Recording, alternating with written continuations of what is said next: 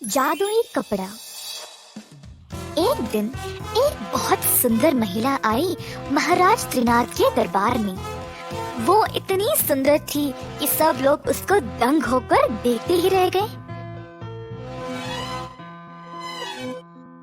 जैसे वो चल के महाराज की ओर गई, बस सब लोग अपना काम धाम छोड़कर नजरें उसी पर रखे हुए थे।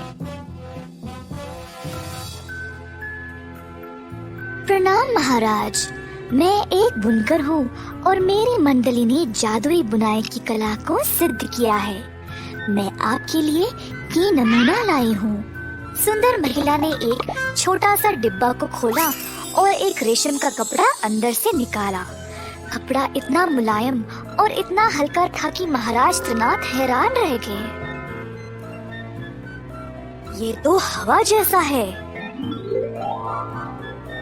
जी महाराज, यह एक विशेष तकनीक है जिसका उपयोग हम ऐसे अनोखे कपड़े को बुनने के लिए करते हैं। हालांकि अब तो हम एक नई परियोजना में लगे हैं। हम एक ऐसा कपड़ा बना रहे हैं जो इससे भी हल्का, पतला और मुलायम है। हम उसे आकाशीय कपड़ा कहते हैं क्योंकि केवल देवताओं ने ही इसे अब तक पहना है। महाराज त्रिनाथ और उनके दरबारियों ने बहुत ध्यान से सुना उस सुंदर महिला की रसीली आवाज को जो पूरे विशाल कक्ष में गूंज रही थी। ठीक है, मैं तुम्हारी परियोजना में निवेश करूंगा, पर तुम्हारा अन्वेषण होने के बाद तुम्हें मुझे एक नमूना प्रस्तुत करना पड़ेगा। महिला ने रजामंदी दी और महाराज के दिए हुए सोने के सिक्कों का बड़ा सा थैला लेकर चली गई। दिन बीत गए, महीने भी बीत गए। महाराज बेचैन था क्योंकि वो महिला कभी लौट के आई ही नहीं। आखिरकार महाराज ने अपने कुछ मंत्रियों और पहरेदारों को उस महिला के कार्यशाल पर भेजा। जब वे लोग वहां पहुंचे तो वहां का नजारा देखकर आश्चर्य रह गए। वहां करघे तो थे पर कोई धागा नहीं। साग बुनकर उन पे काम कर रहे थे और वे अपने काम में इतने डूबे हुए थे कि किसी ने भी इतने आदमियों की सेना को ध्यान ही नहीं दिया। करघे काम तो कर रहे थे परंतु उनमें से कोई कपड़ा निकला ही नहीं। सब मंत्री दरबार वापस गए और तुरंत महाराज को सब कुछ बताया। महाराज क्रोधित हो गए। उसी समय उस महिला को बुलाने का आदेश दिया। महिला अपनी एक दासी के साथ आई जो एक खाली थाल पकड़ी हुई थी। महाराज के सामने झुककर महिला ने कहा, महाराज, जो नमूना आपने मांगा था मैं वो ले आई।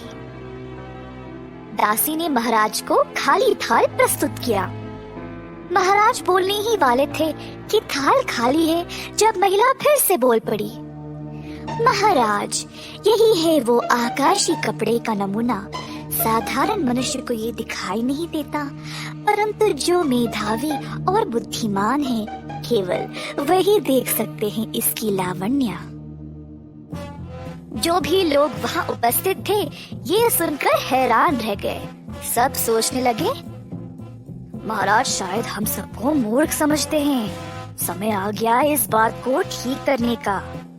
कुछ आदमी महाराज के पास गए और बोले, महाराज, क्या कमाल का कपड़ा है ये। इसकी कढ़ाई की बारीकी तो देखो, लाजवाब चीज है ये। केवल आपके लिए ही उपयुक्त है। ये सुनकर महाराज अचरज में पड़ गए। उन पे मुसीबत आ पड़ी। अगर वे कहेंगे कि उनको कोई कपड़ा दिखाई नहीं दे रहा तो दरबार के सब लोग उन्हें मूर्ख समझेंगे, और अगर बोलेंगे कि हाँ दिखाई दे रहा है तो ये ठगी महिला सारे पैसे लेकर भाग जाएगी। महाराज ने अपने भरोसेमंद सेवक रामदास को अपने पास बुलाया और धीरे से उनके कान में सब कुछ बताया।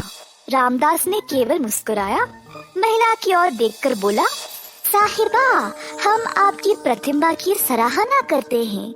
इस आकाशीय कपड़े को स्वीकार कर हम धन्य हो गए, परंतु उचित सम्मान के साथ महाराज का ये निवेदन है कि आप इस दरबार में इस कपड़े को पहने ताकि हम सब देख सके कि ये किसी इंसान पे कितना सुंदर लगेगा।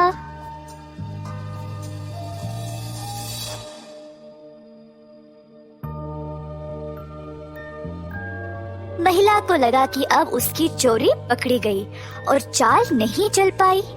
वह या तो अपनी गलती स्वीकार कर सकती थी या सबके सामने बिना कपड़ों के खड़ी हो सकती थी।